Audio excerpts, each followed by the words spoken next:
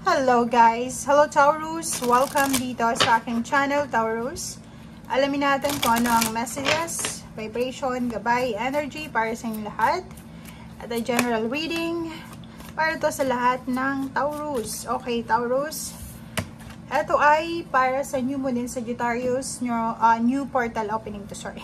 At 12/12. So, tingnan natin. Etong message nito is hindi lang ngayong December 12 It's a message from December 12, 2023 onwards. Kasi opening parang imagine mo nagbukas yung pinto. Okay?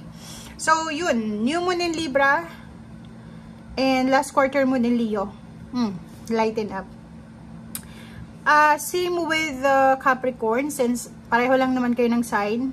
Siguro may mga sadness, heartache and loss, or pwede mga worries, anxieties kayo na nararamdaman, Taurus. And nandito yung last quarter mo ng Leo. Sinasabi sa'yo ng last quarter mo ng Leo na lighten up, relax. Relax. Clarity. Kailangan nating hanapin yung clarity sa buhay natin.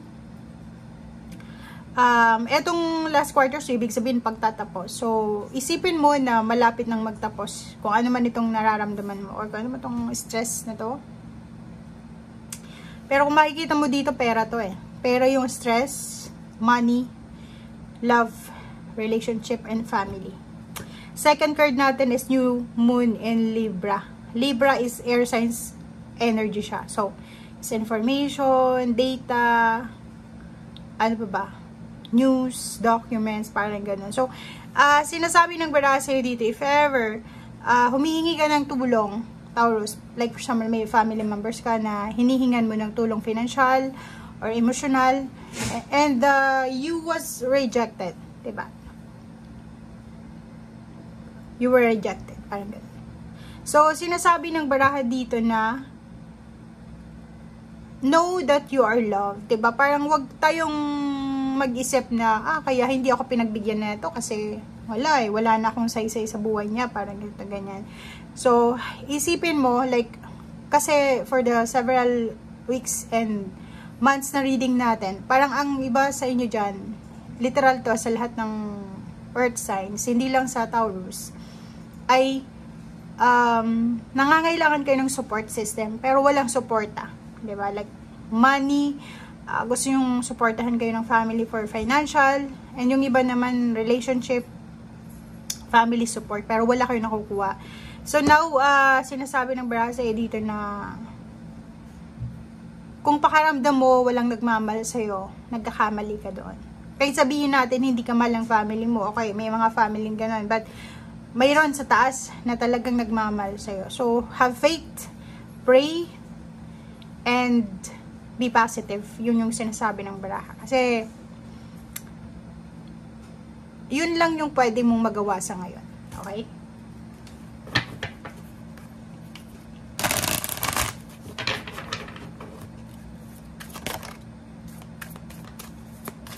Okay, Taurus. Oops, sorry. Oh, sorry. O, diba? Kung makikita mo to, 4 cards. Yun, sinabi ko na, 'di ba? Ulitin lang natin. Hindi ka kontento, 'di ba? Nakakaramdam ka ng boredom dito. Hindi ka masaya. Gusto mong, like for example, isa kang estudyante, malapit ka ng graduate, bigla ka nakapag-isip na, hindi ko natatapusin to wala namang saysay, wala naman sumusuporta sa akin, nahihirapan ako, ganito, ganyan. So, kung makikita mo dito, eto yung eto yung dream mo, eto yung goals mo sa likod. Stability, number 4. Yan yung goals mo Trinabaho mo na yan. It's either 4 years kang nagtrabaho dyan. It's either happy family to, happy relationship, graduation, goals and wishes, parang gano'n. And sinasabi ng baraha sa'yo dito na parang gusto mong talikuran. Kasi bored ka na Hindi mo na alam kung ano yung ibibigay na to sa'yo in the long run. Parang iniisip mo na, ngayon pa lang ay nahihirapan ako, what more pa. Parang ganun. So, obstacles and challenges, sobrang worries and regrets, yung nakikita natin dito as temptation.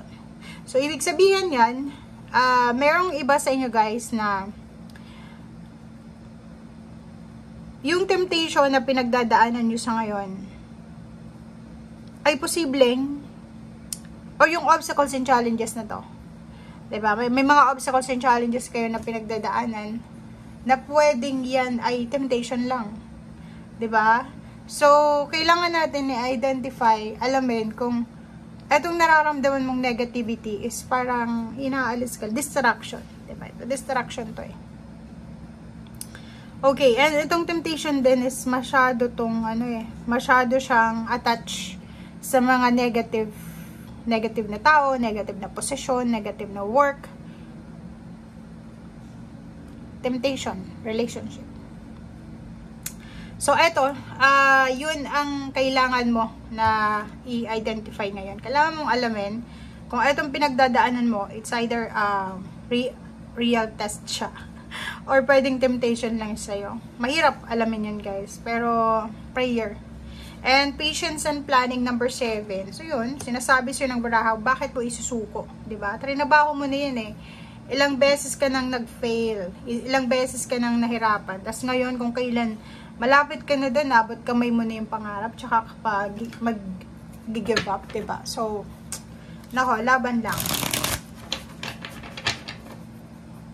And planuhin mo yung mga susunod mong gagawin habang hindi ka pa busy. Kasi pag nakuha mo na yung goals mo, pwedeng magiging busy ka na.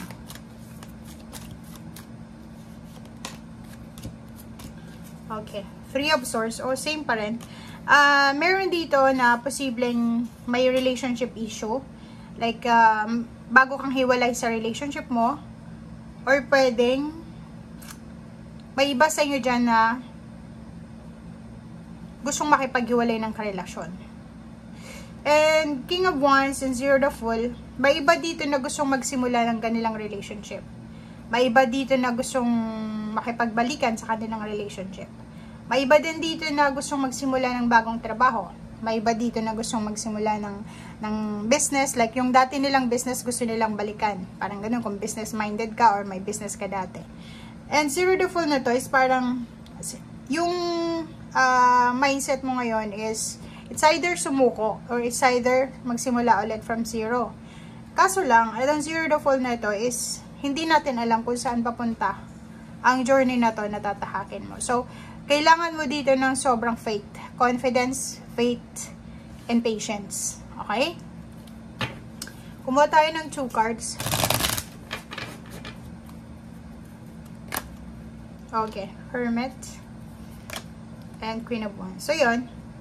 Atong dalawang to na Queen of Wands tsaka Hermit, combination card yan na freedom, peace, and harmony. Parang yun yung sinisigaw mo eh. Like for example, every time nagpipray ka, every time na mag-isa ka, yung laman ng isip at puso mo is freedom. Gusto mong mahanap yung solusyon sa mga problema mo, financial, problema emosyonal, and at the same time, gusto mong makalaya. Gusto mong makalaya sa toxic na environment, toxic na mindset, toxic na relationship, toxicity sa paligid mo eh. Kasi parang walang improvement. So, yun ang nakikita natin.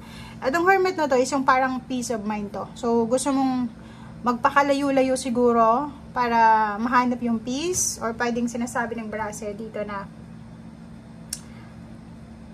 eagerness na mahanap yung peace. Gagawin ng lahat para makuha yung peace and harmony. Okay?